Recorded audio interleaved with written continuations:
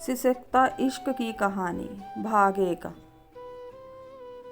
जब से रशिका की मुलाकात हनीफ से हुई है, उसके दिल में एक अजीब सी हलचल मची हुई है। हनीफ की शख्सियत रशिका के अंदर कई सवाल खड़े कर रही है। ऑफिस में लोगों के बीच होती कानाफूसी रशिका को और अधिक विचलित कर देती है। कोई कहता है कि अरे इनके तो खून में ही बेवफाई होती है, तो कोई कहता इन लोगों को तो दूसरों की भावनाओं संग खेलने और फिर उसे पूरी तरह से तबाह कर छोड़ देने की बचपन से ही तालीम दी जाती है। जिहाद जिहाद जिहाद कहकर इन्हें जिहादी बना दिया जाता है।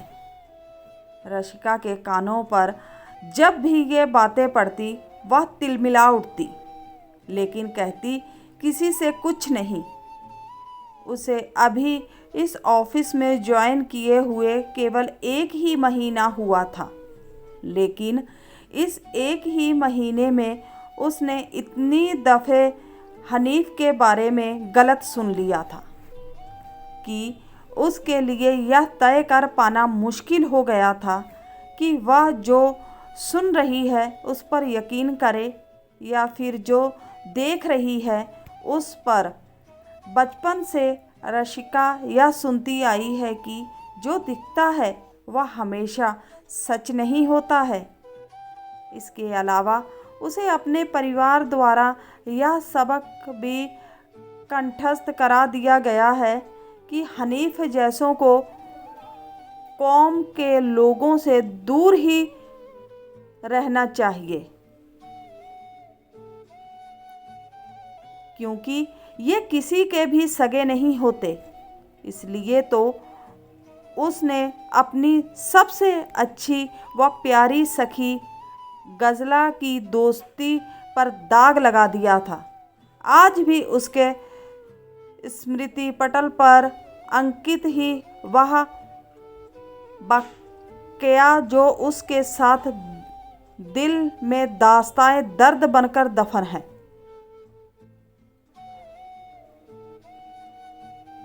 जिसे वह अब तक कभी नहीं भूल पाई। आज भी उसे ऐसा लगता है जैसे उसके अपने ही दकियानूसी सोच और परिवार वालों के दबाव की वजह से उसने अपनी अभित्र सहेली और शुभचिंतक गज़ला को खो दिया। इस 1 महीने में बमुश्किल रशिका का हनीफ से केवल 2 दफ़े ही आमना सामना हुआ था, लेकिन दोनों ही बार जब भी उसकी मुलाकात हनीफ से हुई, उसके कुशल व्यवहार ने रशिका को यह सोचने पर मजबूर कर दिया कि ऑफिस के लोग जो हनीफ के पीठ पीछे कहते हैं उसमें कोई सच्चाई है भी या नहीं।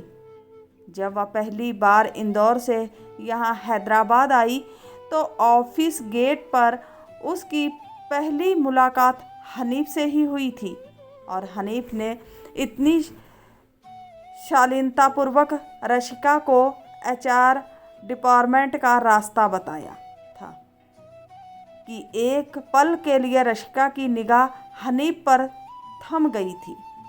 दूसरी बार जब रशिका को ऑफिस एकोमोडेशन के लिए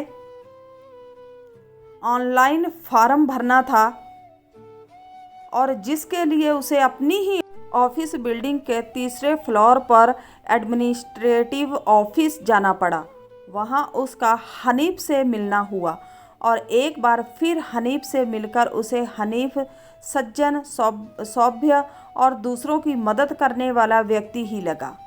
ऑफिस ज्वाइन करने के बाद से ही रशिका के कानों में पड़ती हनीफ के विरुद्ध कई गलत बातें सुनने की वजह से रशिका ने उस दिन हनीफ को देखकर भी अनदेखा कर दिया था, लेकिन हनीफ ने सामने से आकर उसका फॉर्म भरने से लेकर उसे सबमिट करने तक में उसकी मदद की। रशिका का दिल इन 1-2 मुलाकातों में ही हनीफ के होने लगा था, लेकिन रशिका दुविधा में थी कि वह कैसे उस इंसान से प्यार कर सकती है जो उसकी जाति तो दूर उसके धर्म का भी नहीं है और जो अपनी पहली पत्नी को तलाक दे चुका है, वह भी उस पत्नी को जिससे उसने प्रेम विवाह किया था और उनका एक बेटा भी है।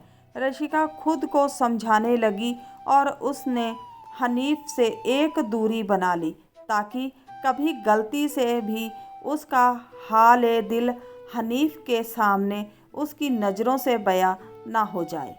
इस बीच कंपनी की ओर से एक ग्रुप प्रोजेक्ट में रशिका, हनीफ और उनके साथ ऑफिस के 3 और स्टाफ को 15 दिनों के लिए बेंगलोर जाने का ऑर्डर हुआ। तो आज की आपको कहानी कैसी लगी? अच्छी लगी हो तो प्लीज़ कमेंट करके बताना, और अगर अच्छी लगी है तो हम भाग 2 आपके लिए ज़रूर लेके आएंगे। तब तक के लिए बाय।